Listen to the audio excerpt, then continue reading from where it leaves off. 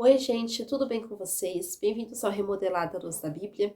E no vídeo de hoje nós vamos continuar a nossa série, vai ser o episódio 2, sobre Improváveis com Fome de Deus, onde nós estamos estudando a história e a conversão de Cornélio, que foi, assim, um dos primeiros gentios a se converter ao cristianismo. E ele foi um homem muito piedoso, um homem que realmente teve uma vida com Deus, e um homem aqui que fez toda a diferença, né? Ele não era um homem da descendência de Abraão, ele não era judeu, ele não era israelita, mas ele foi um homem que tinha sensibilidade no espírito, ele era um homem piedoso. E aqui a gente vai falar sobre usados para pregar a Cristo, onde nós vamos explanar aqui quando Pedro vai pregar para Cornélio, e vai pregar para sua casa também. Mas antes, vamos começar?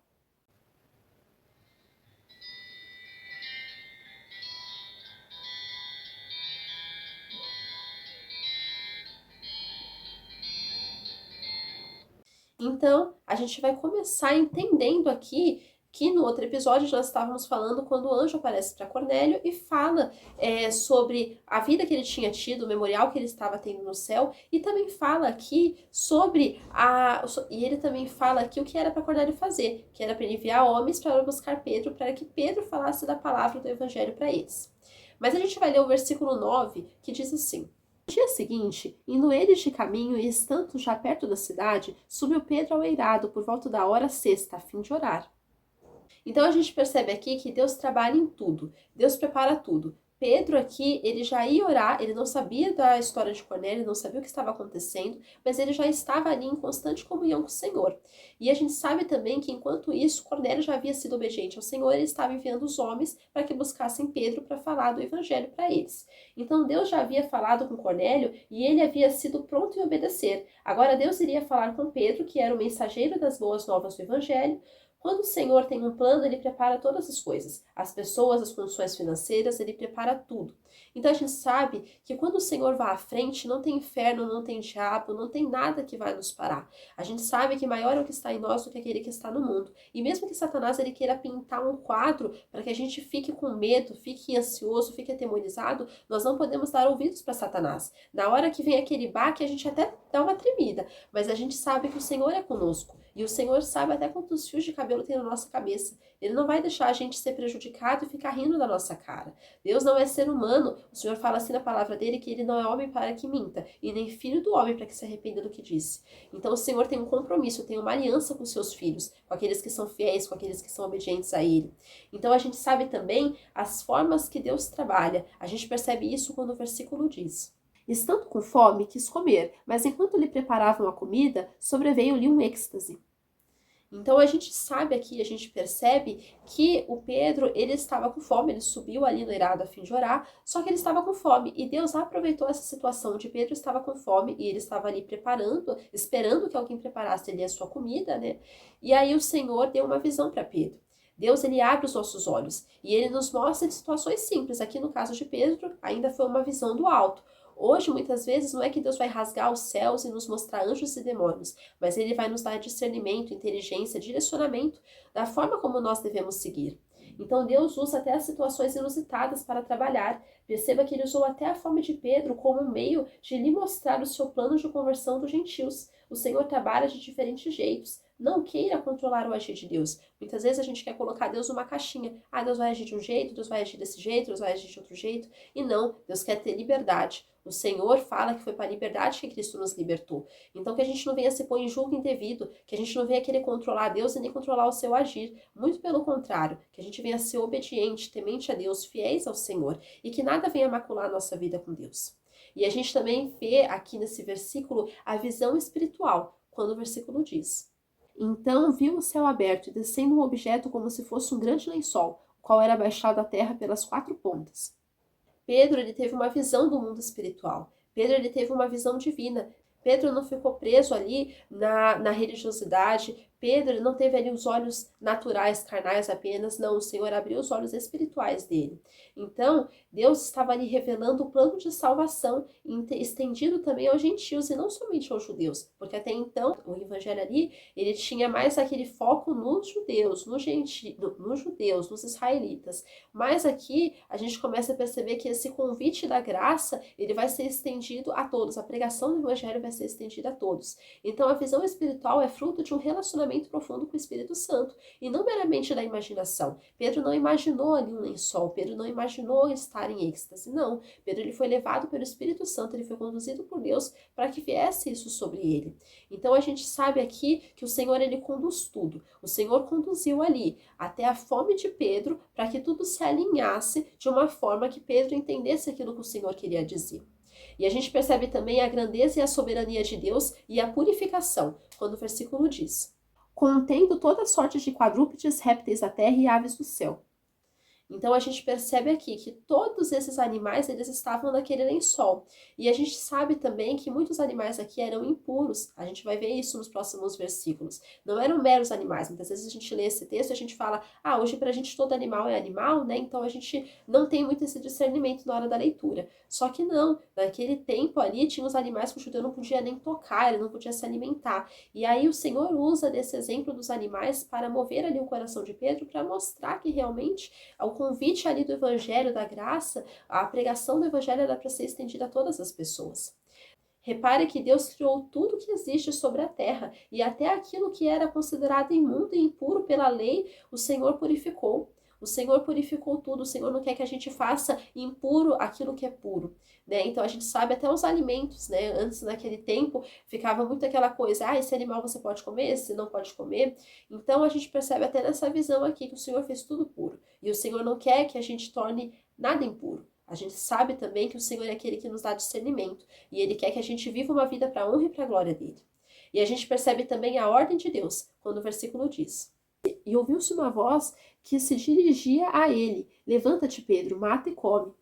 Então a gente percebe aqui até essa ordem do Senhor, que falou assim: levanta, Pedro, mata e come. Ou seja, que não era para Pedro se intimidar, não era para Pedro nem questionar, não era para ele ser ali uma pessoa rebelde. Não, ele deu a ordem muito clara que era para ele comer aqueles animais. Então, Deus nos ordena coisas durante a jornada de fé. No início parece impossível e até absurdo, mas depois que obedecemos e praticamos, entendemos que tudo é para o nosso bem. Tem coisas que Deus falou para os homens de Deus aqui da Bíblia, que muitas vezes a gente olha hoje e fala: nossa, mas ele falou ali aquilo com um propósito, né? Muitas vezes a gente vê ali, até quando falava das guerras, entra nessa cidade e mata ali aquele povo, mas é porque era um povo contaminado. E muitas vezes as pessoas querem defraudar isso e falar: não, Deus é um Deus de ira, o Deus do Antigo Testamento era um Deus que não amava ninguém, era um Deus que era amante de si mesmo. Não, essas pessoas estão muito equivocadas, estão com a visão enganada, contaminada pelo diabo. O Senhor, ele é um Deus amoroso, o Senhor é aquele que nos ama, tanto que ele entregou Jesus para morrer por nós. A palavra fala que Deus provou o seu amor para conosco quando nós ainda éramos pecadores, quando ele enviou Jesus para morrer em nosso lugar. Então, nós sabemos aqui que Deus ele dá ordens muito claras, e as ordens são para o nosso bem, mesmo que muitas vezes nós não entendemos. Hoje a gente sabe que a nossa luta não é contra carne nem sangue, mas no Antigo Testamento o ministério era físico. Então hoje, muitas vezes, quando a gente lê o Antigo Testamento, a gente tem que entender que o Antigo Testamento é de Deus, sim, ele é bíblico, ele é um livro que, né, um conjunto de livros que Deus também fala conosco, ele é um conjunto, ele faz parte do cânon sagrado e que deve também ser ouvido. E a gente deve sempre prestar atenção nos mandamentos do Senhor e sempre ler a palavra com reverência. E a gente percebe também o zelo, a negação e o sem entendimento, quando o versículo diz: mas Pedro replicou: de modo nenhum, Senhor, porque jamais comi coisa alguma comum e imunda. Então Pedro aqui ele fica até sem entender, ele fala: Senhor, não vou comer ali esses animais, ele diz: eu nunca comi nada imundo, nada impuro, não vai ser agora que eu vou comer, porque ele ainda estava com aquela visão da lei, com aquela visão que os animais eram impuros, eram imundos, mas não, Pedro no seu zelo judaico disse não às ordens do Senhor. Isso nos mostra que naquele momento ele não estava entendendo os planos de Deus, naquele momento ele não sabia o que aquilo queria dizer, mas depois ele entende. Não negue aquilo que o Senhor já mostrou e ordenou que deveria ser feito, não negue aquilo que o Senhor já deu direcionamento, não seja desobediente, não seja uma pessoa que vai ser levada ali pelo diabo, pelos prazeres, não, mas tenha uma vida totalmente consagrada ao Senhor. Sabe, que a gente venha ser conduzido pelo Senhor em todas as coisas, que a gente viva uma vida para a honra e para a glória de Deus. E outra coisa que a gente percebe também é a lição e o entendimento de Deus, quando o versículo diz: segunda vez a voz lhe falou, ao que Deus purificou, não consideres comum. A gente percebe até uma replicação, a gente percebe uma repetição da parte de Deus das ordens dele. Quando ele fala, não faça imundo aquilo que eu purifiquei. Não, aquilo no passado era impuro, só que hoje não mais. Então a gente sabe que Deus ensinou a Pedro que depois do sacrifício de Cristo, tudo foi purificado e que não estamos mais sob o regime da lei judaica. Não faça impuro ou imundo o que Deus já purificou. Não faça anátema algo que Deus já falou. E não queira também dar ordens para Deus. Isso é uma coisa que a gente tira também sobre isso. A gente percebe aqui essa repetição da ordem do Senhor, mas a gente percebe também que nós não podemos querer enquadrar Deus do nosso jeito, do nosso modo. Enxergar Deus com a nossa visão e querer que Ele aja do nosso jeito. Não. A gente precisa ser pessoas obedientes e que vão ter um coração fiel e obediente ao Senhor. Aconteceu isso com Pedro mais 3 vezes. Há vezes que Deus insiste em algo conosco, mas precisamos ser sensíveis às orientações do Espírito Santo. Aqui fala que sucedeu por 3 vezes e logo aquele objeto foi recolhido ao céu. A gente sabe aqui que esse objeto que foi recolhido ao céu era um objeto que era de uma visão divina, e a gente sabe que Deus insistiu com Pedro para um propósito. Pedro não estava entendendo, por isso que o Senhor insistiu com ele. Foi como quando o Senhor Jesus falou para Pedro: tu me amas, Pedro? E ele repetiu aquela pergunta 3 vezes. Ele sabia que Pedro amava, mas ele queria reconciliar o relacionamento de Pedro com o Senhor Jesus. Ele queria que Pedro, para cada negação que ele negou Jesus, ele desse uma afirmação, ele falasse: Senhor, eu te amo, Senhor, tu sabes todas as coisas, tu sabes que eu te amo. Então, que a gente possa realmente ser sensível e entender até a repetição das ordens do céu.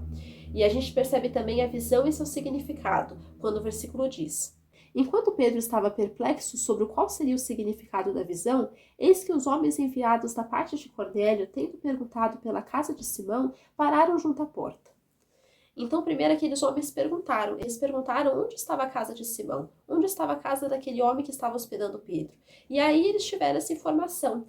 Deus mostra aquilo que Ele quer que nós façamos, mas precisamos ser sensíveis e obedientes ao Espírito Santo. Deus nos mostra aquilo que é para fazer, mas Ele também quer que a gente obedeça a Ele. Enquanto Pedro queria saber o significado da visão, aqueles gentios estavam perguntando por ele, e isso não era coincidência. Isso não era uma mera obra do acaso, do destino, não. Tudo tinha um propósito. Porque enquanto Pedro estava entendendo a visão ali, estava tentando entender aquilo que Deus havia lhe mostrado, aqueles homens já estavam ali perguntando por ele e tinham vontade de aprender a palavra do Senhor. E a gente percebe também a confirmação do significado da visão, quando o versículo diz: e chamando, indagavam se estava ali hospedado Simão, por sobrenome Pedro. Então aqueles homens ali, eles queriam saber exatamente de Pedro. Então eles perguntaram: olha, é aqui mesmo que está Simão, o Pedro? Então eles foram específicos. Eles foram específicos quanto ao chamado dos céus, o chamado do Senhor. Pedro teve naquele momento discernimento para entender qual o significado da missão.